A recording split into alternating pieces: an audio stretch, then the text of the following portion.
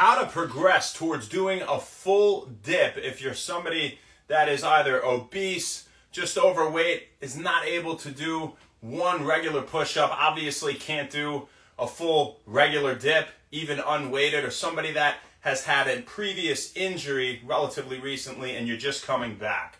I was training someone today who had osteomyelitis, an infection in their spine a couple months back. They couldn't even get out of bed, and here we are doing a transformation, training them now. So you have to be really careful with the motions that you're putting them through to ensure it's safe on all their joints, and especially his spine, of course, right? So for whatever reason, if you're someone that cannot do a full dip, this is how I did the progression with him today.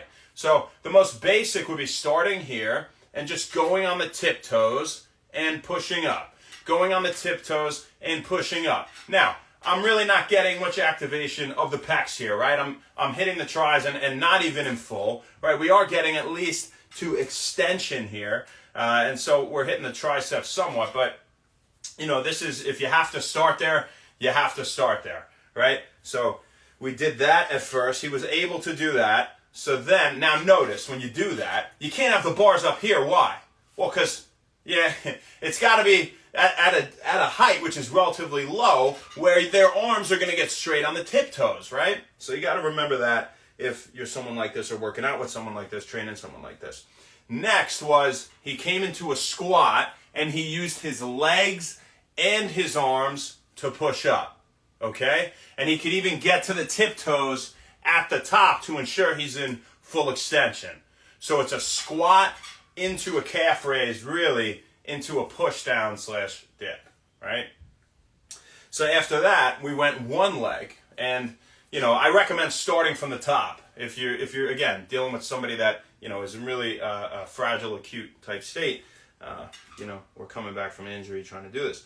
We did one leg where he would squat down like this and then use his leg to come up. Now, this is what's super interesting, right? So that's pretty much the progression. And then, you know, you can take a band and you can tie a band to a bar or something around it, and you can have 1 foot in the band, you can have 2 feet in the band, you know. And of course, a regular dip entails getting all the way deep, you know, like that. And it would be great to be able to get to that point. And I'm hoping that it's, you know, at some point through our transformation, I can get him to that point. But he's definitely not ready for it yet, right? Not to mention the guy's 64 years old, right? So, you know, here's another interesting thing about this. Even if you're somebody that can do dips, right?